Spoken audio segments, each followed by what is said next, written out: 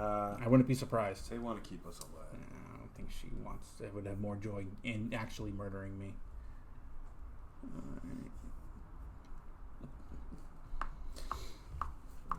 All right, welcome back to the ZE podcast. September. Going balling out in September when everyone thought that I was retiring for the season. So I want to talk about our social media. So you can follow us on Instagram and Twitter at the ZE podcast. You can listen to full podcast episodes on Apple Podcasts, Google Podcasts, Spotify, Breaker, Overcast, Pocket Cast, and Amazon Podcast now is a platform. So, in any of those platforms, you do not need a premium subscription to enjoy our content because we are listener supported, and I will not put our podcast anywhere we have to pay. I think it's unethical, and they have enough money, they can go fuck themselves.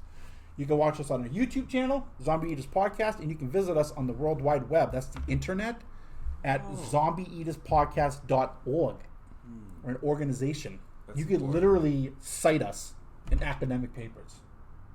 If you're ever writing a paper about rape or farts or finger manipulation. Jello. Temple University. So yeah, just make sure that if you enjoy us, check us out. You can listen to full podcast episodes also directly from our website. You can also watch video clips on our website. And you can watch clips and full video episodes on our YouTube channel, Zombie Eaters Podcast. So, you said that when you came here that you gave your car, what do you call her, Betsy? What's her name? This is the only vehicle I've owned that I've never named. Maybe you could help me with that, actually. But Bill Cosby. Probably not going to call it Cosby. It's black. Sleeps too. You can rape in it. You can fold the seats down. You kind of have you have like a rape kit in there. You have Scotch tape or duct tape in there. Well, no, let's see. I got rid of all the ropes and the glove. I had to clean it. I had it cleaned today, so all of that's out. Yeah, well, you can give a lesson in lariat in there. There's so much fucking room, you know. You can run, but you can't hide. As exactly. I found out. I think I'm gonna start calling it Cosby. So I wish we would call it something else. Yeah, okay, we will. How about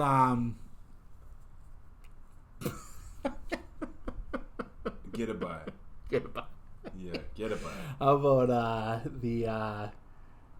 the rape chalet? It's fancy. Yeah, chalet. It doesn't matter what's before it. It ends with a nice fancy tone. I got raped, but it was in a chalet, so... I went to a dance where everybody was naked, but they called it a soiree. A soiree, and they had canapé. Always makes you think of The Shining when he's like, "Of course I intend to change my jacket before the duck and fish soiree." So what I wanted to talk about though, because it just made me think. Do we need to tell people we're joking? Like this is jokes? Like you're joking? Oh, I thought you knew. No, I'm not joking. Well, it's a different. This is the zombie part of the podcast. Yeah. You know, it's funny that this podcast has absolutely nothing to do with zombies. I know. Yeah. Nothing to do with that, like, realm, that genre, that, like, science fiction, all that weird shit. I've never seen The Walking Dead. Not one episode. Yeah. I've never seen anything, like, in, like, that movie with Woody Harrelson. I've seen, like, the first, maybe half hour of the first one, Zombieland or whatever. Yeah. I mean, I wasn't saying it was bad. I was just like, whatever. But the reason that this podcast is named the Zombie Eaters Podcast is for two reasons. Firstly, I'm a huge Faith No More fan. I love Faith No More. Love Mike Patton and all the projects he does, all his music. And so one of the songs on The Real Thing is called Zombie Eaters, and I love it. It's a great fucking song. So when the quarantine happened and the shutdown orders happened, the meeting that Leanne and I had at the Garden Grove Volano Club was shut down. Everything was shut down. So we decided to do it virtually. So I'm like, let's name it Zombie Eaters. Like, that'll attract people. People will see that and go, what's this about? This guy's going to be fucking weird. You might get a few goths, a few Susie and the Right. People but the thing are upset, but like, as you know, it doesn't matter what they are. If they're willing and they're working a program, I will help them. Let's give them a place to be helped. I love that about you, dude. From the day I met you. And I think it's like totally rosy to name something Zombie Eaters that has nothing to do with zombies or eaters outside of McDonald's. We're gonna eat your alcoholism and Jello. Yeah. So I named it Zombie Eaters, and I get an email from this group called the Radford Group. Like, we have a meeting called the Zombies. And I'm like, good for you. And I'm like, what did you think you were going to accomplish by emailing me this? And so the guy, like, left his number. Like, so I called him. I'm like, hi, yeah, this is Rosie. You got an email about the name of my meeting? He's like, yeah, we already have a meeting called the Radford Zombies. I'm like, I don't give a fuck. Where's Radford? It's in L.A. It's the name of the group. It's an L.A. group. I guess they've been around for like 100 years or whatever. I'm like, all right. I'm like, what's your point? And he's like, well, we already have a meeting. I'm like, yeah, I heard you. What's your fucking point? I'm like, is that copyrighted? Do you have a trademark on it? I'm like, dude, it's fucking AA. It's Zoom. We're doing what we can to get by. Either fucking be part of the solution or be part of the problem and go fuck yourself. So he emails me back.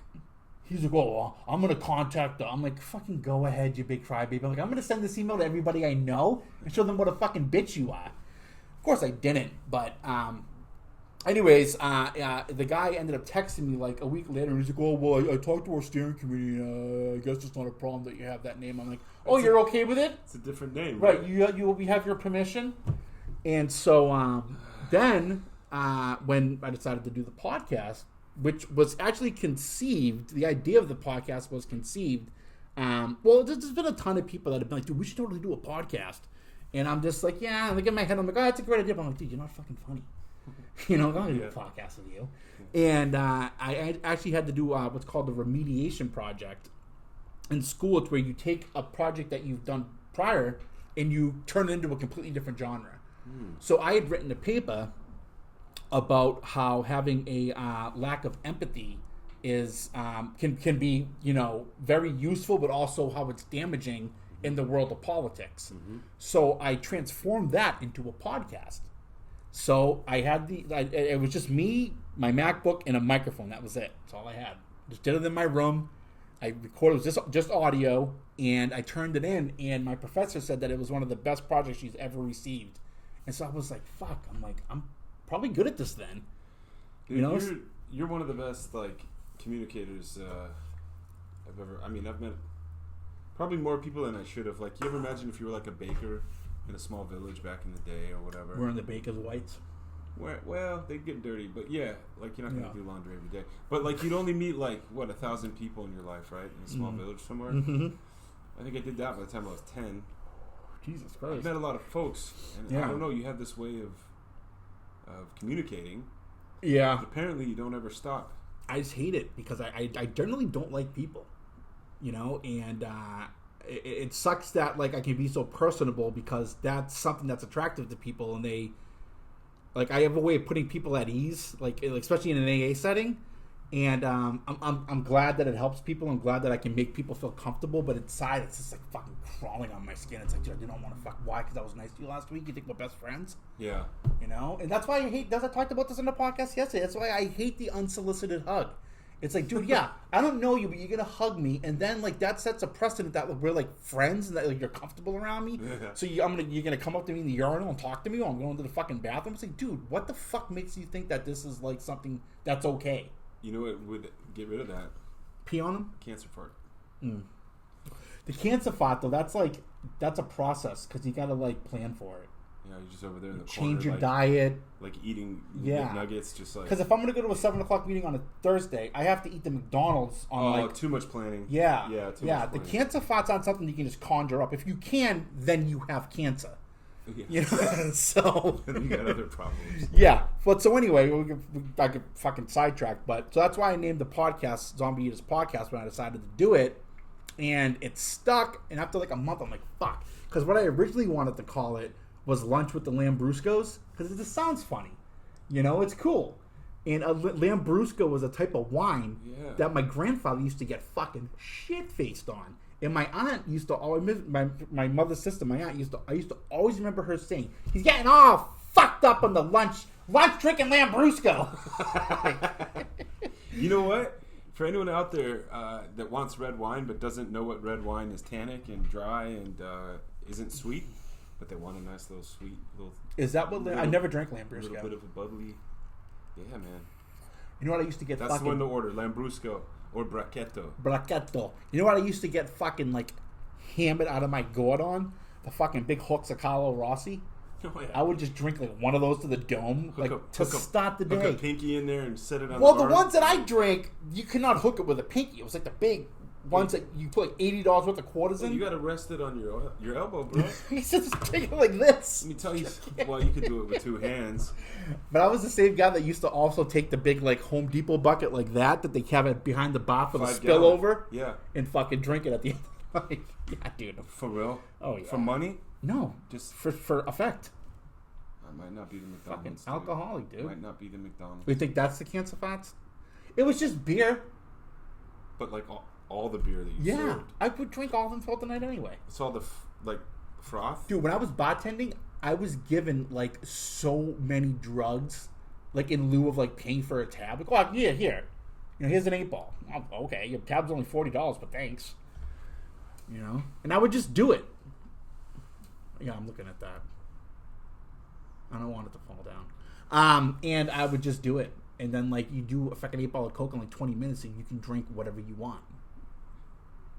This is before Coke was like... all night. Baby powder or whatever. Baby poop laxatives. Well, apparently there's a lot of fentanyl in Coke these days. Yeah, this is pre-fentanyl, too. Yeah. So, but anybody, dude, honestly, if it's 2021, if you're fucking still doing Coke, you deserve to overdose on fentanyl. Who the fuck still does Coke? Dude, Coke, by the time it gets to you, it's like 95% bullshit, maybe 5% shitty Coke. Well, LA, I would imagine, is better. But yeah, I don't know, dude. They're just sick people like us. Yeah. Well, back to the transportation. Trying to get the thinky, yeah. stoppy. Yeah. So, it's funny that you brought up, that I brought up, because you drive, what is that thing, a Suburban? Yeah, basically. I mean, it's a Tahoe. Tahoe, yeah. So, big vehicle, big gas tank, whatever. And I mentioned a Prius, saving gas. I'm in the process of buying a Prius. And I was thinking to myself, I'm like, wow. I'm like, yeah, I'm going to get great gas mileage. It's a great, fucking always turns on. It's a fucking great car. But, I'm driving a Prius. So I was thinking of another form of transportation that would be just as cost effective, but not saying you're driving a Prius. Pogo stick. Because that's not gay. No, it's not. I think you get halfway down the street and be like, yeah, milk was a bad choice. Yeah, this is fucking stupid. So you might rack your balls one time, bro, and then you're done. When you're a kid, it's cute because your balls don't go as high as the handle. Unless you have one of those like professional ones. Yeah, like I want the one with like the tassels on it. Yeah, like the ape hangers. Yeah, like you're up here. But you can put tassels on it. I want it to be like something like, I'm not doing it because I think it's a good idea. I'm doing it because I want people to be like, did you guys see that 300 fucking pound asshole pogo sticking? Yeah, he's sprightly. Yeah. Skipping. That's like, another way. But the fact that he's that big and he made it that far. Skipping. That's impressive. Skipping though. You know what if you started skipping, you're gonna attract the wrong crowd. Yeah, you'd be like Forrest Gump, where I just ran, and then you just skipped. I just skipped, and then you've got like 35 people skipping with you down the street. Yeah, like 30. You know what that? You're basically explaining a fucking gay pride parade. 35 dudes skipping down the street together. It could be women or thems. It could be anyone. Human souls, skipping along after or you. Thems, and every one of them would be like... your choice to wear a G-string, that's on you. Every person skipping would all be like, hey, look at those guys skipping. That's not my pronoun! They'd stop, interrupt the skipping train. Get triggered and have a live broadcast. Yeah, get triggered. Yeah, exactly. Fucking send out a hashtag. Less talky, more skippy. Skipping is not my pronoun. They is. Well, they better skip your ass out the street because you're about to get run over. I wonder if these people that the pronoun fucking warriors, if their parents are proud of them, because my parents were really proud of me up until they listened to the podcast last week. Oh. Yeah. Oh. So my family had never really like... Was it like the more you know? Something like that. Yeah. They didn't want to... Because my family, it's been a complete different dynamic with our relationship since I got sober. Who is your personality more like your mom? Your biological dad? Biological? We have one dad. You said your parents. Well, my dad's dead. So how could your parents... plural? Because I like to think of my dad like not as dead when I'm doing something fun. But thank you for bringing that up. You're welcome. Appreciate it. You want to talk more about it? Want to dive into that? I was just confused. His last days, cancer on the bed, the farts. He's like, son, those are cancer farts. Skip around this room for me. Show me you still got it. He'd be talking and like the fart would just kind of like involuntarily come out. Just sneak on out of there. I'm like, Dad, that stinks. He's like, I have cancer in my bladder, in my stomach. I'm like, all right. He's like, you were an asshole my whole life. You're going to sit here and you're going to eat these farts. You zombie. So well, my mom and my sisters, a couple of my sisters have been listening to it. They love it, but I guess one day my youngest sister was listening to it, and my mom was like, that's fucking raunchy. What is that? She's like, is that Rosie? Is that his podcast? And she listened to it, and it happened to be the episode where I talked about the time that I caught chlamydia twice from the same girl in college. Is that how your mom found out? Yeah. And so she calls me a double dip right out of the gate. How many times have you had chlamydia? That's how she starts the phone call. And I'm like, hey. She's like, what the fuck is going on with you? She's like, why were you being so racist? She's like, I raised you better than that. You're not racist. What is this, just a character? I'm like, yes, it's a character. Yeah. That character got chlamydia twice, not me. I'm still a virgin. Yeah. She so my mother was like, she was like, oh, it's funny. She's like, it actually is, it's really good, but she's like, I just did this like, is this what you're like? Like in California? And I was just like, no, Mom. I'm like, a lot of it You're like, I'm very fucking tame on this thing. I'm like, some of the stuff is, yes, it's like, it happened, but like it's fabricated for effect or whatever. Yeah. And she's like, oh, so you only got chlamydia once? I'm like, no, I got that shit twice. No, I never joke about chlamydia. She said, why would you talk about that in a public platform when you're trying to get into government? In case anyone else is... Okay. You can't. I was Your like, moms are always thinking long yeah, term, dude. That's why women live longer, bro. They think just one step ahead. Right. And I was like, oh, that doesn't matter. Fuck. You raised. She's like, yeah. You're going to be a great politician. Keep up the good work. Yeah, because you'll be real. Yeah. You'll be real. Plus, I mean, if I get into... Look, if you're actively recording all the shit people are going to try to find out about you later, people will vote for you. Yeah. They go, well, my running... Post my running against. He got chlamydia twice. Yeah, we've heard the fucking podcast. Dude. What else you got? Yeah. And I got over it, and I learned something from it. And well, the second time. Oh, he's an alcoholic. Yeah, we know. Yeah, dude. But he's also sober and does some amazing shit. Right. Okay, you're talking to 20 years ago. You got all that out of the way. What about the last 20 years? What do you got on me? Hey, if you go to a mechanic, right? Yep. And he's fresh out of... No, fucking mechanic. How about a barber? Yeah, because the mechanic wanted to work because I'm going to have a Prius. So. Right. You just plug it in. I'm like, I don't know, this magic box. Start turning on. Plug it in. Yeah. Well, like, there's a barber I go to. It's like, when I had hair that I didn't cut myself, it'd be like $6 Oh, yeah. for a haircut. Yeah, the snip. And it's a number system. There's no, waiting for a specific barber. It's just whoever's up, you go. Like a deli. Yeah, exactly. Okay. You grab a number when you walk in. Right. And these boys have been doing, probably on a busy day, 30 haircuts each. Every hour. 30 haircuts in 1 hour? Yeah, they blow through, dude. Wow. So you talk about the 10,000 hour rule with these guys. Like, they've cut a lot of hair. Yeah, and it's always the same guys, same 5 dudes. Same thing. Yeah. And you got people from all over. Uniform is awesome, yep. Well, one day I didn't have as much time to wait around. The line was out the door. They go fast, but I hate lines. Right, me too. And I want to wait. So I go over across the street to Supercuts. Okay. And there's a guy, let's call him Todd. Short name. He's probably like 24.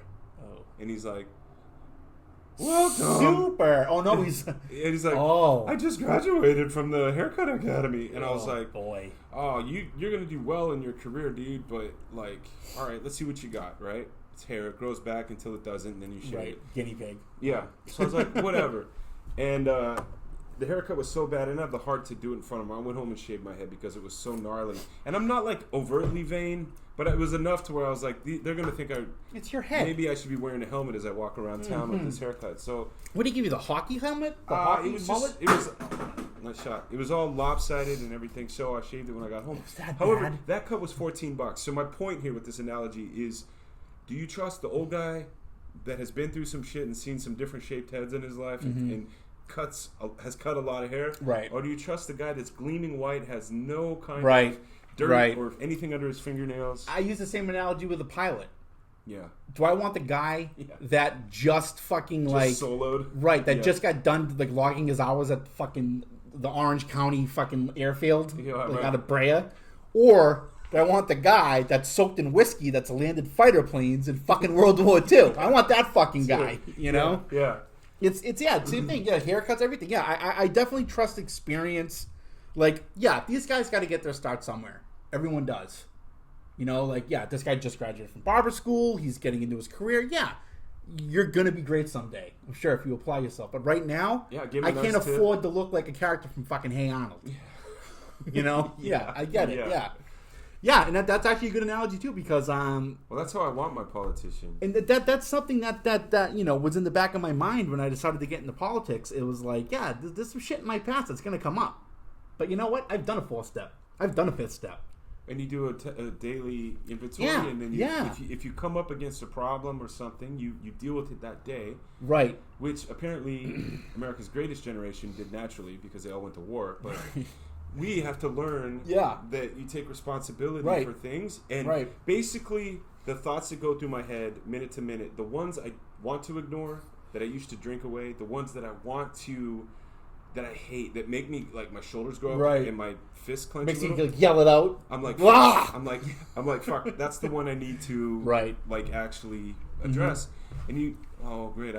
Why is it always me that's apologizing? This motherfucker triggered me. But it's because if I don't do that, I've learned the hard way about 1,000,000 times. If I don't do that, then I'm the one that suffers. Yeah. And they move on with their life because they don't have that ism and alcoholism. Right. And that's another thing too. It's like a lot of people don't know how to deal with the scrutiny when it comes and like things come up about their past. It's like, dude, I've already done it. Like you're not gonna you're not gonna fucking throw off my game in a debate bringing that shit up. Yeah, you're gonna get fucking. I'm gonna bury you. Right. You know, because you're thinking like, oh, like my fucking team, they dug up all this shit. We're gonna kill them in the debate. I'm just gonna be like, yeah, what's your fucking point? Yeah. Yeah. Well, I think we need somebody like you doing that because that's what wisdom is learning from others. Look, here's what attracted a lot of people to Trump. Is that he just said, yeah, I did that. Yeah. Next question. Right. Whatever you believe in, like, politically, he's got his own deal. But he's definitely got his own agenda. He seemed really resonated with folks. That's what a lot of people, like, that was a selling point he had. But it's another thing, like, I don't want to do this on a national level. Like, I would never want to be, like, the highest I'd want to go as, like, an elected official would be, like maybe like deputy mayor or something. Like if because like Los Angeles, big cities like that, I don't want to get into like the politics here on a level that high, but somewhere like Syracuse or somewhere back home like Foxborough, something like that where I could be like a selectman where I could like have an immediate impact on like the community that I'm elected in. So that's why, so that you can have because if I'm running on in a smaller town with like a strong city mayor, like that's like kind of like the that's the format they have in politics there. It's like you have the mayor who's like, you know, the CEO, then you have the city manager who's like, you know, like the owner, like he runs all the day-to-day operations. And if I was working like for that mayor's office, I would have the ability to have a bigger impact on what I'm doing, and especially with the environment. And that's what I'm going for. And like in that capacity, my past isn't really all that big of a deal. But if I was going to run for Congress, or if I was going to run, you know, in the Senate, that's when, you know, I'd have to be ready to, like, you know, justify, talk about, explain my actions, basically. You know, which can be summed up in a sentence. Yeah. I'm an alcoholic. I realized I was an alcoholic. I did a lot of work to get to where I am now. And if that's gonna like scare you from voting for me, like standing here, let's say this is hypothetically, standing here with like 10 years of sobriety, with a wife and a kids and a fucking bank account and an unblemished record in politics, then yeah, vote for that guy. Have fun. Yeah, I mean, that's, I'm behind that. You know? It makes sense to me, dude. Like, logic doesn't make sense to a lot of people, though. You know, some people can't move past, well, he used to do. It's like, what the fuck have you done? You know what I've started doing lately? Yoga? No, I hear it's great. Makes you fat. I don't need help, but I'll take it. Why not? No, like shutting my phone off or leaving it at home for a day. Or if like I'm going to go, I don't know, on a hike or something, I'll take my phone and leave it in the glove box. That. But I mean off, not like silent and away from me, like literally off. Yeah. 1 day a week. Right. What I've found is that I have all these thoughts and unanswered questions and like pinpoints and all these things that I accumulate throughout the week. Right. And then I'm away from my phone for just 1 day, sun up to sundown. And what ends up happening is I start clearing away the dross. I get rid of those skipping records that I've left playing all around the attic of my very limited brain. And it's literally like going on vacation for a week. I haven't had a vacation in so long. That sounds amazing. Yeah, a vacation from self. Yeah. Oh, I can't though, because like I need to be able to answer my phone for here. I need to be able to answer my phone with school because I'm in like two different group. The group dynamic of what we're doing, and they need to be able to get a hold of me. Yeah. You know, I mean, I wish I had thought to do that during the summer because I had a long summer break. You know, last semester ended at like May 5th, and I was off until August 28th because COVID had disrupted last semester and the semester before. So, the semesters kind of lapsed over each other, and I had a really, really long break, which was great. But then, like after almost 5 months off, getting back into school, getting back into that routine of getting up at 3:30 in the fucking morning. Oh, because you're on East Coast time. Yeah. For an early class. Yes, 7:30. One of the class starts. Yeah, how's that treating you, man? Like, I know you do a lot of work. You always work very hard. It's fine. I mean, it is what it is. I knew that what I was getting into because I know people still want you to do this podcast. Yeah, but you're also doing some pretty serious, intense grad work, right? Yeah, and that's the thing. It's like I know one thing I've learned in sobriety and have been able to apply it in every aspect of my life is fucking manageability. And it's like I always say this in meetings too. Like I'm like, look, like if you're gonna take anything from this, my life's not perfect. It's good, but it's fucking manageable. I have manageability, so I can manage everything like in a day, while still remembering to eat like a healthy meal, still remembering to reach out to my girlfriend, reach out to my sponsor, a couple of people in the program, keep myself accountable. And when I feel like I'm getting overwhelmed or overworked, like even at night when it's really, really late, I know I have to do it, I'll just stop. I'll come out here, I'll just fucking sit out here or something, and in the dark. That's so smart. Yeah, with like the fucking sounds of like the street and shit. It's calming me because I grew up in a place that was kind of loud like this. It's like a fountain, like the ambiance. Yeah. And so I have drinking. You just come in. You realize your anxiety's coming up. Right. Go take a break. And it's everything that and before, like it's all the it's the predecessor. It's like the precept of everything before that would lead me to destructive behavior. Right. Oh, fuck this class, dude. I'm just gonna get fucking drunk. Yeah, because if we don't know that feeling right now. And that feeling, it's a feeling I haven't had in a very, very, very long time. Mm-hmm. But at the same time, it's still a feeling that I don't forget. It's like I have to remember that whole like mindset and headspace that like that basically qualifies me for a fucking chair. Like how destructive it was, and now it's like I have other ways of dealing with it. And another thing that's cool, if it's 3 a.m. here, and I need to like call one of my sisters, they're up. Yeah. Yeah. They're getting ready for work. Yeah. And I'll call my sister, and my fucking sister's just fucking hilarious. I bet. And I'll call her, and like just literally 15 minutes of just busting out laughing with each other. Better than a cup of coffee in the morning, dude. Yeah. And it's just her being like, dude, what are you doing? It's fucking 3 a.m. Yeah. Why are you calling me, you sicko?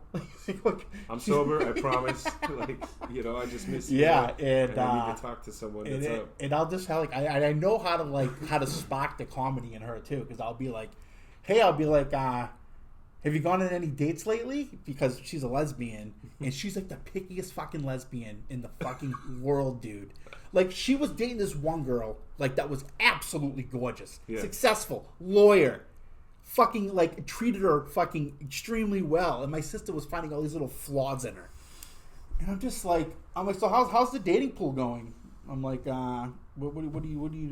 where's your next date gonna be? You gonna go down to fucking like, the pool of pussy and like fucking Greece? Like what are you looking for? And she's like, fuck you. She's like, no, I dated this one girl. She's going this like rant about how this girl like made a pound cake, and she was like, who the fuck eats a bunch of fucking sugar and carbs at 9 o'clock at night? And I'm like, you're out of your fucking mind. And then I'm fine. No, for sure, they can be happy. I need to be grounded and like brought back down to earth. And it's like, dude, I'm not here to just exist and work like a machine. Yeah. I'm gonna fucking do these things, but I'm gonna do them in a way where it's enjoyable. Yeah. Because if I'm not enjoying myself, what am I doing? Why am I studying this shit if I'm not enjoying it? Yeah, like if there's no 30,000 foot view ever of why you're doing what you're doing, right? Then what's the point, right? Right. Yeah, it gets pretty depressing pretty fast. Yeah. When that anxiety comes up, my friends used to call me Bejazzler, like BJ, but then the Bejazzler would come out usually about the time where I'd black out. Oh, when you were drinking? Yeah. Oh, okay. But I'd hear. So that was your Jekyll and Hyde. Yeah. Okay. Like he was a merry trickster. He wasn't like angry or anything. He was. So sometimes you speak like the book. Yeah. Like the terms you use. Like one day you asked me if I wanted to pal around, and I was just like, yes. Yeah.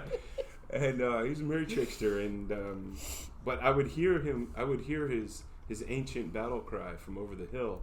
Yeah. Right about the time I got frustrated with something. Right. Right. He'd be like. Right. Out and play. You'd become the guy with the horns. Yeah. And the egg eyes. Yeah. Yeah, the guy convincing cabbies to drive through backwards so that I could pay.